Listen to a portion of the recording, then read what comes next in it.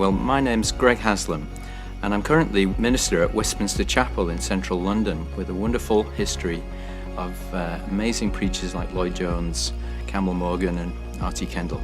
So it's a great honour to be there. I'm married to a wonderful woman, Ruth, which I still pinch myself at the good fortune God's given me in her. I have 3 grown-up sons, James, Andrew and Joshua, who are now married themselves to marvellous wives, and they've now given us 5 beautiful young grandchildren. King for a slave, trading your righteousness for shame. Well, I have a number of interests. My primary interest is reading theology, reading history, but I also am a very keen film buff. That is to say, I find it's one of the most relaxing things to watch a quality film, which I do on a regular basis, and often collect good DVDs of the best of them. The films that I've most admired were the Bourne trilogy, which was followed up with the Bourne Legacy. I think they're the best produced action and sort of espionage films I've ever seen, and I would recommend them to anyone.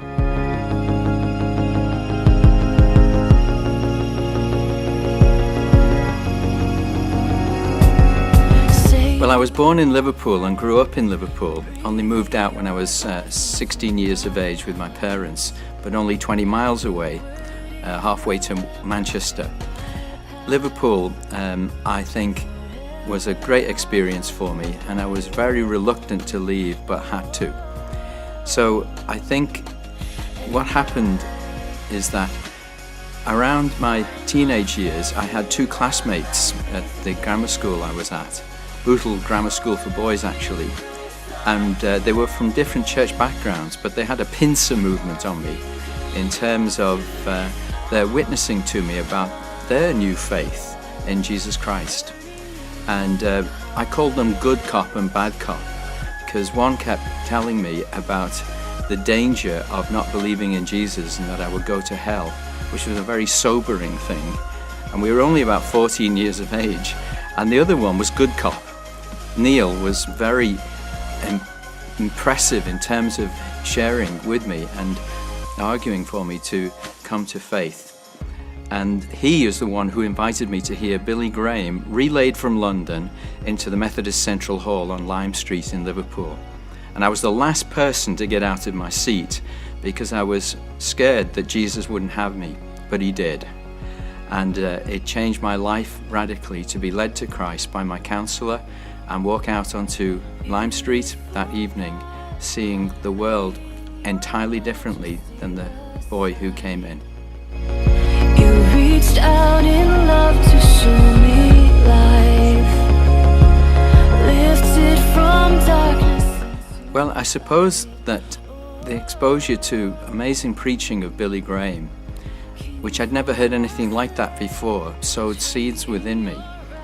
And I joined a small Baptist church, and they gave us opportunities to lead Bible studies to a young couple in their mid-20s, so that we could lead little talks and discussions about consecutive passages of, actually, the first epistle of John. It was the first time I ever understood that the Bible can speak to you.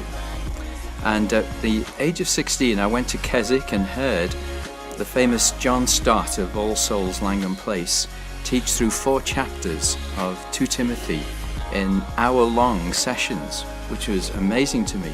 But what most amazed me was how fascinating and engaging this was. The Bible came alive to me in a new way.